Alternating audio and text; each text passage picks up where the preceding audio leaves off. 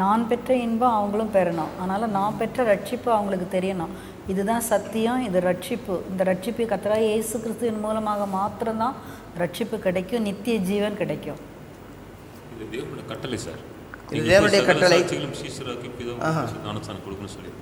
ஓய், அதாவது அவருடைய இயேசு கிறிஸ்துவை குறித்து அவர் சுவிசேஷத்தை அறிவிக்க வேண்டும் என்பது கட்டளை. அவர் கட்டளை செய்கிறார். என்ன சொல்ல வரீங்க நீங்கள்?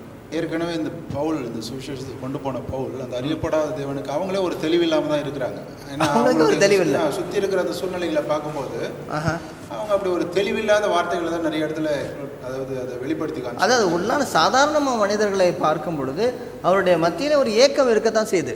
ஏதோ அதை வெளிப்படையான சில பேர் அப்படி இல்லைன்னு மூடி மறைச்சாலும் ஒரு ஏக்கம், ஒரு மனிதனுக்கு ஒரு தேடுதல் இருக்கத்தான் செய்கிறது. அப்படின்னு கேள்வியோடு இருக்கிறதே தெரியுது அந்த இடத்துல. அவங்க சில கேள்விகளோடு இருக்கிறதே தெரியும். அப்படி தெரியும். ஆமாம், நான் சில பேர்கிட்ட எப்படி நல்லா இருக்கீங்க, எப்படி இருக்கீங்க அப்படின்னு, நல்லா இருக்கோம் அப்படின்னு சொன்னேன்.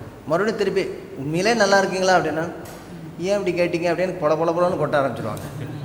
ஒன்றுமே உண்மையிலே நல்லா இருக்கீங்களா, சந்தோஷமாக இருக்கீங்களா அப்படின்னு கேட்டோன்னே கடன்னு என்ன இப்படி கேட்டுட்டீங்க அப்படின்னு சொல்லி நம்ம யாரோ ஊர் பேர் தெரியாட்டி என்ன செய்கிறாங்க, நம்மகிட்ட ஒரு புலம்பி தள்ளிடுவாங்க.